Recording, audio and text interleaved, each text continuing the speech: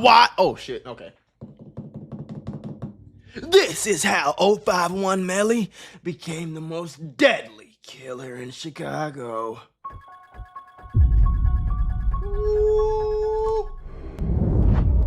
Lil Dell, rest in peace, Lil Dell. Rest in peace to everybody he finna talk about, man. After Raheem's murder, Melly would seemingly lay low for over a year, but in November 2016, he would allegedly strike again. On the 26th of November, a mass shooting would take place inside a party on the 8800 block of South Exchange Avenue, which would end up killing 18-year-old Daquan Barnett. Also, he was. So I think Bankroll Q, I remember Bankroll Q because this 2016, so I go to Kenwood at this time. I'm like either a junior or a senior. He died right down the street. I mean, well, he lived right down the street. He didn't live too far away. You know what I'm saying? And he died not too far away either. So when he died, he was from 51st. Like, they loved Bankroll Q. They loved this boy. So a lot of people been saying that Melly slid for Daquan because it was niggas in my school that was crying when he died. You know what I'm saying? So known as Bankroll Q from Melly's 051 Young Money some niggas laughing at him while they was crying. The online rumors would later claim that the shooting was done by youngsters from the so-called Motown part of Chicago, a neighborhood that's for the longest time been associated with the Black P Stones. One of these youngsters, called Breeze, would later seemingly brag about the shooting on Twitter, but meanwhile, another one would end up losing his life less than 24 hours later. The following day after the fatal party, at around 2:03 p.m., this was a crazy time in Chicago, Delvon Weston, known in the streets as Lil Dell from the Folly Boys set, which is one of the many sets based in Motown, was sitting in a parked car on the 8800 block of South Marshfield Avenue in the Auburn Gresham neighborhood when a dark-colored SUV would pull up next to him and someone would open fire, hitting Dell several times in the chest. And while he was reportedly able to drive himself to the Christ Medical Center, he would ultimately be pronounced dead at 2:22 p.m. Only a few minutes after Dell was pronounced medical center. Christ Medical Center, is that on? Oh, that's over there by St. Xavier. He would ultimately be pronounced dead at 2:22 p.m. Only a few minutes after Dell was pronounced dead at the hospital, 051 Melly would hop on Twitter, simply tweeting, "I'm an army alone," followed by "right back," as if he was celebrating a successful get back. This was followed by a tweet saying, "Finna go change my clothes," that he would post together with a video showing himself sitting in a car while talking to a person who would show a gun to the camera before seemingly saying how they had got someone or something. No, you a little E. No, you a bite him. Oh yeah, you got them. Now what talk about? When? Last time. Man, you gotta get your girlfriend, you gotta be faithful, bro. I got a girlfriend. You gotta get like me. You gotta get like me. You got a girlfriend on I'm out of that though, G. What's wrong?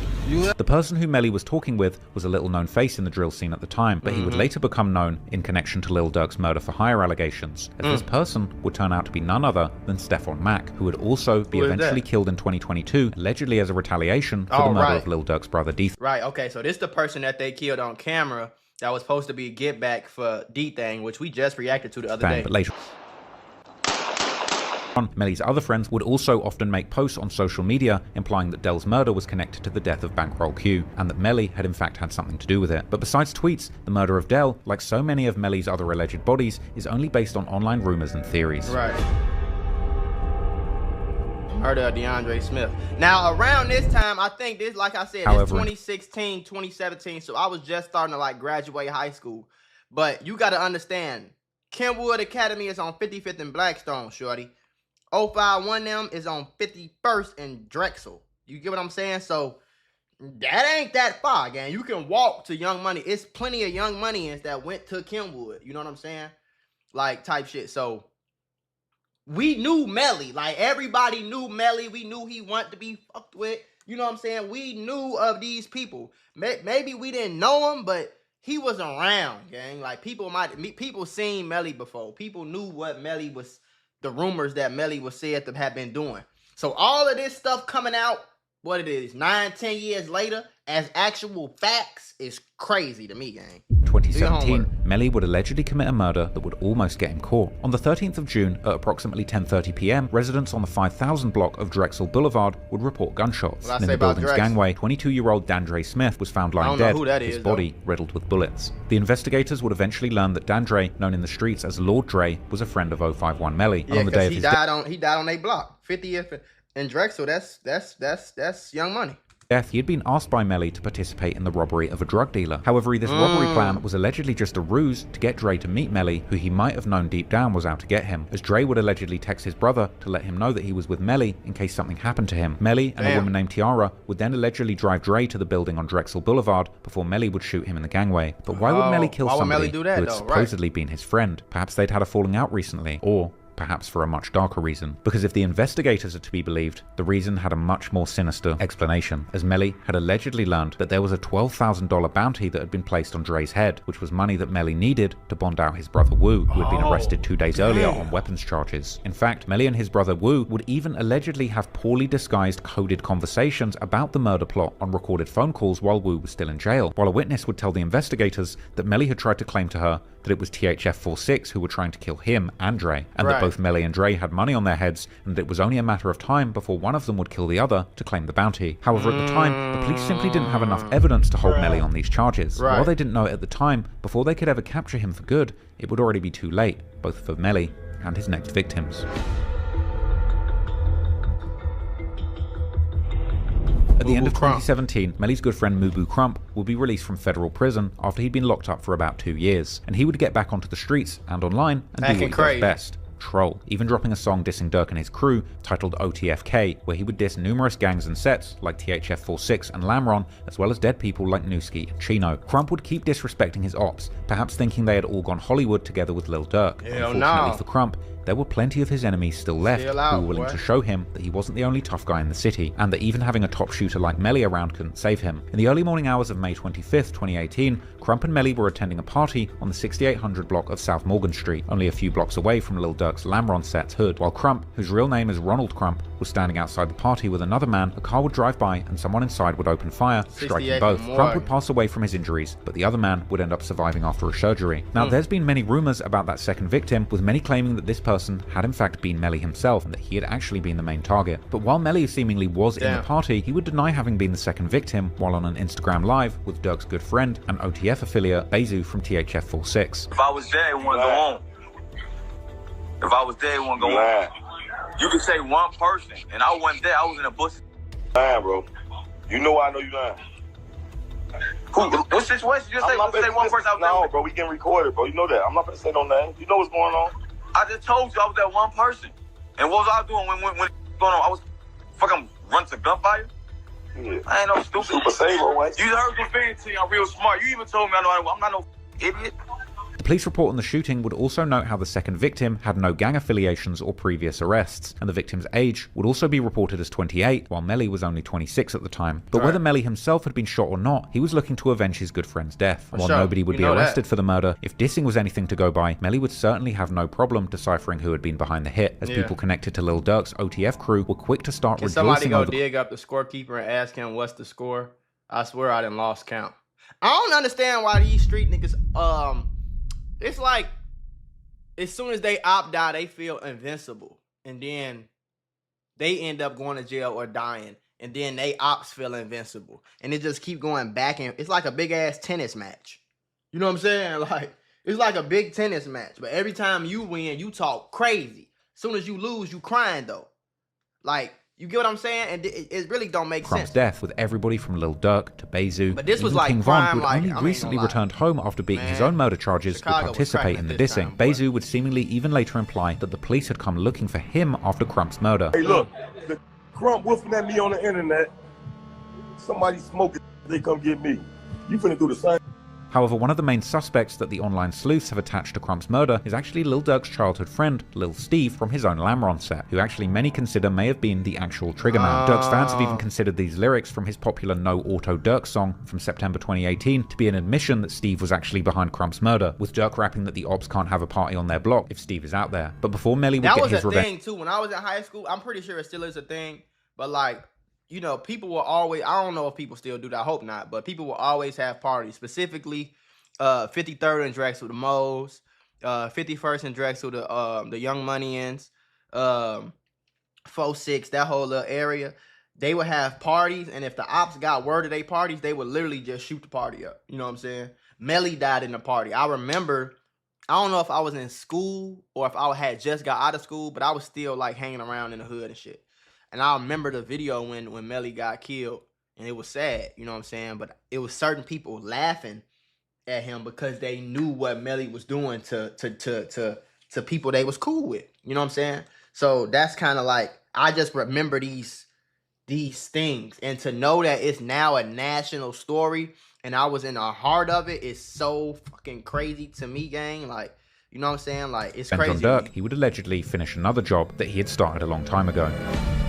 T.Y. Now T.Y., bro, T.Y. messed. This was definitely like after we graduated, because T.Y., I don't know if T.Y. graduated with me, but we went to school together. All 3-4 years of high school, gang, we was in school, bro. And T.Y. was cool to me. T.Y. and Trey, rest in peace to both of them. They was like motherfucking, they was like this. If y'all know who Trello is, he died too. He died in his crib or like somebody's crib or something like that. But you always seen them two niggas together. You know what I'm saying? And I remember, literally, driving past this block, gang.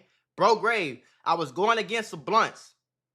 I was with my homie them. We was going to get some blunts on 51st, the drive-thru on 51st. I remember we was going to pick somebody up. I remember driving by the block that T.Y. died on, and I seen a lot of shit going on. But I'm thinking like just regular day Chicago. I get on the gram probably like an hour later, and I see T.Y. died, and I'm like, damn, never, gang. That's fucked up. You feel me? It's all, and me and him was not like friends at all, but we was cool, like, you know, look, cool shit. But it was sad though, folks. It's just sad to see niggas you graduated with, you went to school with, just get killed, folks. You know what I'm saying? They say, and immediately, it's so like, I'm talking about the streets was talking immediately, gang. Like before fucking the news was even covering T.Y., the streets was like, T.Y. died, Melly did it. T.Y. died, Melly popped out the cut, shot him in the head, shot somebody else, and got out of there. Like, it was already, the story was already, like, buzzing, but rest in peace to T.Y., though.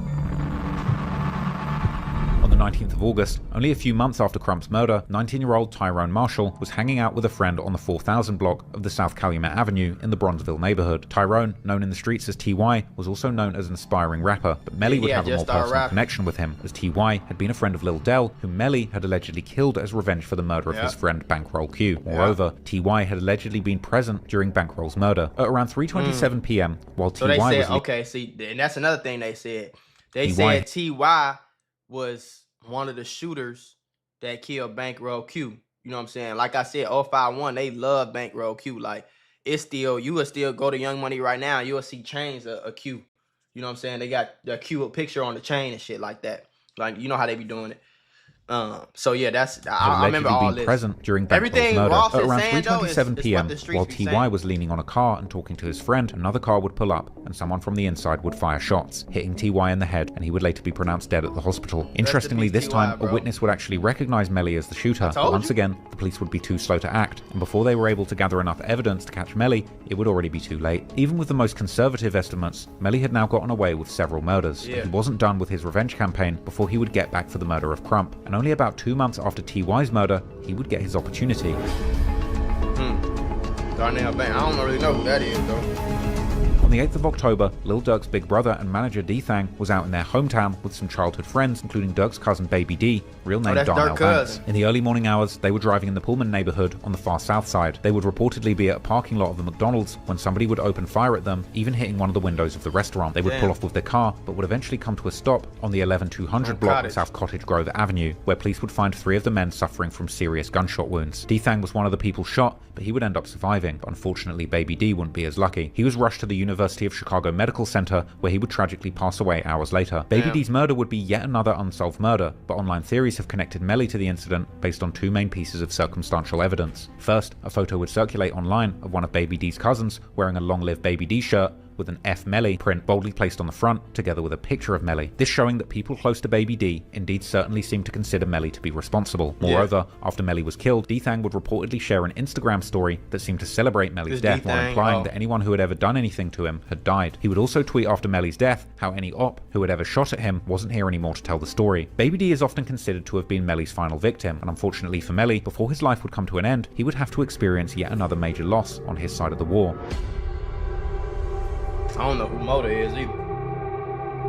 On the 3rd of January 2019, Melly's good friend Mota, real name Wilbert Morris, was driving with a friend called Side, real name Marcus Clark, on the 5000 block of South Indiana Avenue in the Bronzeville neighborhood, when someone would open fire at them shortly before 1 p.m., hitting one of them in the chest while the other one in the face, killing both at the scene. Mota and Side were from Jaro City, a set who were at the time very close with 05. You ever had one of them days where everything seems to go wrong? I mean, you're just trying to grab a cup of coffee and BAM! You're tangled in a pile of boxes because the shelf is broken. And just like that, I realized sometimes accidents at work are more than just funny stories. They can actually change everything.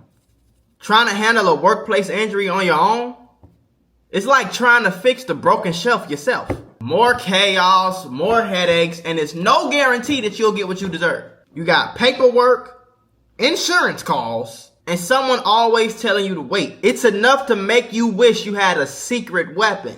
But here's the thing, there's a team of people that fights for people just like you. For over 35 years, Morgan & Morgan, America's largest injury law firm, has been winning cases when everybody else said it couldn't be done. In Florida, someone got $12 million after a work accident, even though the insurance was ready to offer just $350,000. In Pennsylvania, a worker was awarded $26 million, which was 40 times the initial offer. These are not just numbers. They're real victories for real people, all thanks to the team that fights hard for justice. More than 1,000 attorneys across all 50 states, like a legal squad ready to jump into action. Yeah. They've recovered over $25 billion for clients. And they have a long history of helping workers get what they're owed. Because when you're injured at work, you shouldn't have to go at it alone. You can just click the link below or the QR code that's on your screen. No endless waits or confusing forms. Just a quick way to start protecting your rights today. So if you had an accident on the job, do not risk doing it alone. You can check out Morgan & Morgan, because even in the toughest workplace accidents, a strong team makes all the difference. And trust me, there's a reason why they're America's largest injury law firm. It's because they fight for the people just like you. One Melly's 051 Young Money set, the two even sometimes going by the connected name YM Jaro. And personally, Mota was one of Melly's closest friends, his death clearly being one of the toughest losses that Melly had faced in the streets, with Melly swearing that one day he would make those people responsible cry like he had. And once again, if dissing was anything to go by, the usual suspects close to Lil Durk's OTF would begin taking shots at Mota and Side. This time, OTF's younger generation would take the charge, like the rapper Mubu, who would preview a song on his Instagram where he would diss FBG Duck, whose murder he would eventually be convicted of being part of, as well as dissing both Mota and Side with a slick double entendre. But yeah, like I said, like I always be saying, it's not enough for them to go catch a body. Like, you know what I mean? Like, me personally, if I'm in the middle of a war and I know it's some people that's trying to hurt me, shorty, I promise you with everything that I have in my soul, in my body, every bone that's breathing, every cell in my body, gang, if somebody trying to hurt me and I feel like I'm backed up to a corner and then I feel like it's gonna be either me or you, and I need to get you up out of here, but I also need to get away with the murder. You know what I mean? I'ma handle my business, shorty. If cause sometimes in life, gang, that people be talking about the streets, but you gotta understand, you don't necessarily have to be a bona fide killer street dude, but you gotta have been around. You know, a lot of these niggas that be talking on YouTube, they don't understand that sometimes you get bagged into a corner and it's either die or kill. And so if you end up in a situation like that, me personally, if I ended up in a situation like that, the last thing I would ever do is let anybody know. I would go commit the crime by myself and I wouldn't let nobody know. But that's not enough for these niggas. They have to let people know because it gives them power. You get what I'm saying? They feel like they have to let people know, but they can't tell you verbatim, like, hey, I'm the one that killed Duck. So they gonna say it in every other way, like the police don't fucking speak English too. But they gonna say it in every other way, except without it trying to do it without admitting to it for real, but they still admitting to it. You see what I'm saying? So That's the thing, like, because it give them more cool points. Like, nigga, cool points ain't worth me dying, bro. Or me, cool points ain't worth putting a big target on my back when I go to fucking Walgreens because everybody think I shot Duck. It's already a target on your back being from O Block. Just the fact that you from O Block, you know King Von, you got an O Block chain, you BD, you around here. It's a target on your back. Half the city wants you dead, half the city cool with you. So then you're gonna put a bigger target on your back and make them want you even more? And put the police on your back to get some damn cool points in the hood? That's stupid to me. I just don't. Gonna get back up, I can hold out the tie when we spin wrap up. No doubt, given enough time, Melly would have claimed yet another victim to avenge the murder of Mota, but given the amount of havoc and destruction that he had caused, even Melly himself likely knew that his days were numbered. Or perhaps he didn't, because during his Instagram live with Basie, Melly would proudly claim that he was never going to move out of Chicago, and that he was going to live until he was 100, with even Basie giving him credit for knowing how to move in his hometown. I'm gonna move to Mexico, man. Start a new life, bro. I'm scared. Oh, no, I ain't never moving out of Chicago. Oh, yeah. I love it here. Make it here. You said make it here. Sure. I'm gonna make it. I'm gonna make it to 100 years. Sure. I'm gonna be one of the last ones standing. Yeah, you know how to move. Duck that taco. Nah, I ain't ducking my taco. Just so you said it right the first time, I know how to move. I ain't ducking my You know how taco. to move. I'm gonna give that to you.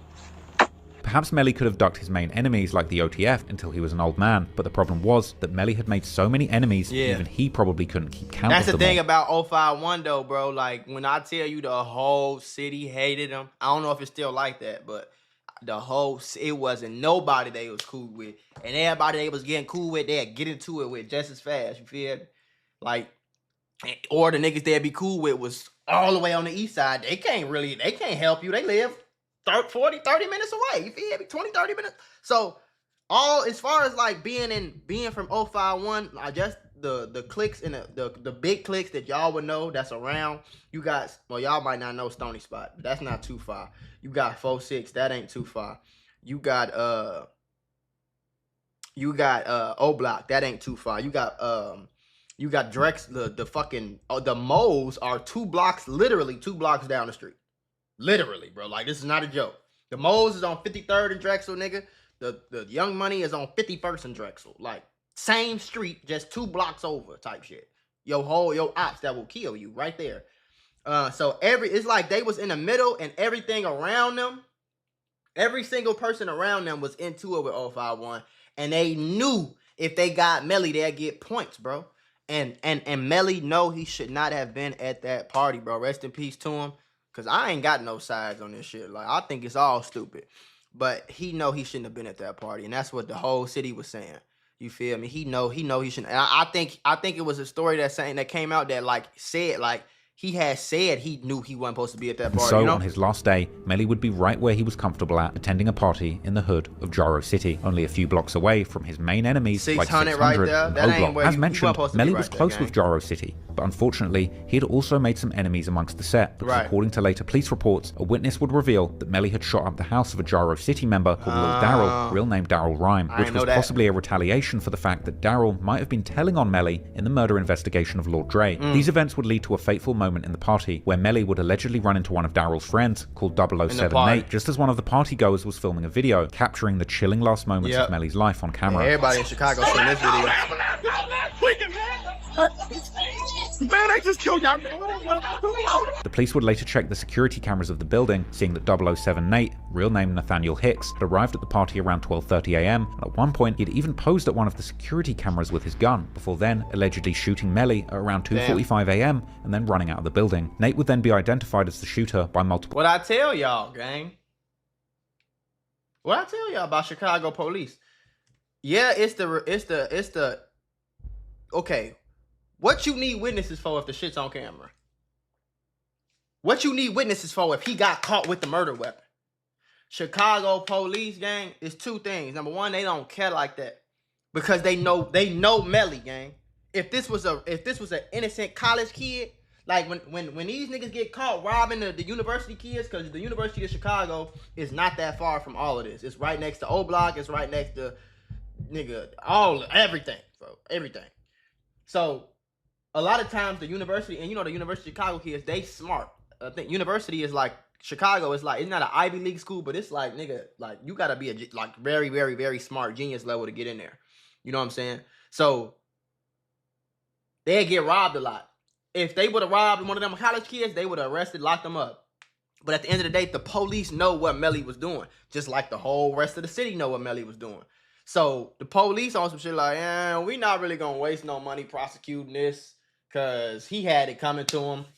So let's just move on to another case. That's what they do, folks. I'm telling you. I promise you. The state attorney's office would ultimately refuse to prosecute Nate even more. It's crazy seeing T.Y. though, bro. You know what I'm saying? It's crazy seeing T.Y. We had just graduated. We graduated in 20. I can't remember if he walked the stage with us. I don't know. It's fucking 1,000 kids and all. But he died August 19, 2018. We graduated in 2017, June. So I remember, like, everybody was 19 at that time. Motherfuckers had their little jobs and summer. We had just got into adulthood. And it's sad as hell, gang, because, like, folks probably never had his own apartment. Folks probably just had his first car.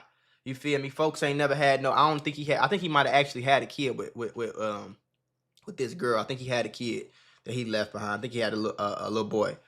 But damn, 19, gang. Like I'm finna be 27, gang. You feel me? Like that was 7 years ago. And damn, like folk, like shit. It's sad as hell. Seeing like I know these other like Raheem. I didn't know Raheem, but Raheem was around. Like, I've seen Raheem plenty of times. I've seen Lil Dell before. These other people, I have no idea. Like, I've never ran into Chino and Shaq and none of these people. But T.Y. went to school with. Raheem lived close to the neighborhood. Lil Dell lived close to the neighborhood. So I've seen these people at certain little parties and just functions, just being in Chicago. But T.Y., like, seeing T.Y. every day at school and to know he gone is fucked up, bro. And I know that's how the streets go. But it's sad as hell to know that most of the people on this screen died before they live life, bro. Like, it's sad as hell. Internet doesn't even know about. Melly didn't rap a single lyric. The only way to move is to move out. If you don't move out, you dead. Especially if you in the streets. Especially if you know what I'm saying? If you've been on real life demon time, bro. Man, that's the only way to move. It's no smart way to move in Chicago. The smart way to move is to move the fuck out. Like, that's the only way. A remarkable way that was far from heroic. So, if there's a lesson from this story, it's that there really are no winners in the streets. No, and it's sad as hell, but that's one thing he ain't lying about, though. He ain't lying about that, gang. Ain't nothing cool about none of that. And to see so many niggas lost in their life, shorty. Like, you standing on the block all day. It's so much other shit you could do with your time. And niggas be known. And the reason it's not like I feel sympathy because I know how it could go, and I've lost real friends to shit that was just uncontrollable and out of our control. But just like so much shit you could do with your time, bro. So much shit you could do with your time. And then they call if you want to go do a construction job, they call you lame. If you want to make your own clothing brand, they call you lame. If you want to be a chef, they call you a lame. If you want to design your own shoes, they call you a lame. If you want to create your own business or toys, they call you a lame. But shooting niggas and getting killed early and going to jail and your friends dying and getting shot at and running from the police and not having no real money, that's cool. That shit's stupid to me, bro. It's going for not even to me. Logically, it does not make no sense. You feel me? And I kind of been on both sides. I've been on the side where I've been getting shot at and I had a gun on my waist. The police pull up. I gotta run. Fucking my friend, like, bro. I had guys in the hood that died right next to me. Like, when I'm telling you, like, I'm watching him. Do you know what it feel like to watch somebody you know, you cool with, you rock with? You was just smoking with, kicking it with every other day. You know what it's like to watch that nigga take his last breath? Blood dripping out of him. He choking. He trying to cling on back to life. You get blood on your Air Force Ones. You kick them off and go home barefoot. Do you know what like do you know what like that shit feel like, shorty? I know what that shit feel like. And I also know what it feel like to be sitting in my Miami house, $1 million house in Miami, about to move, just closed on a $3 million house. So I'm about to move. I'm about to move to a bigger $3 million house with a backyard, a pool, a movie theater, a big ass office, a wine cellar. Like, I'm about to move into that, and I'm making $100,000+ a fucking month, sitting in the comfort of my air conditioned $1 million house, watching the streets. It's niggas making 100,000, 20,000 a month, playing GTA, playing like they in the streets, playing Call of Duty, acting like they at war. Y'all really at war, and then it's not like if y'all was at war, but y'all was all billionaires. Okay, it's like, damn, y'all might die, but y'all might become a billionaire too. The fact that y'all outside at war and y'all want to do this shit and y'all broke, don't think this shit cool, bro. I promise y'all. I know it's entertaining. I know it's true crime. I know this shit sound like a movie, but it's real life for a lot of people, shorty. You know? So don't get caught up in the hype. I promise you. Please.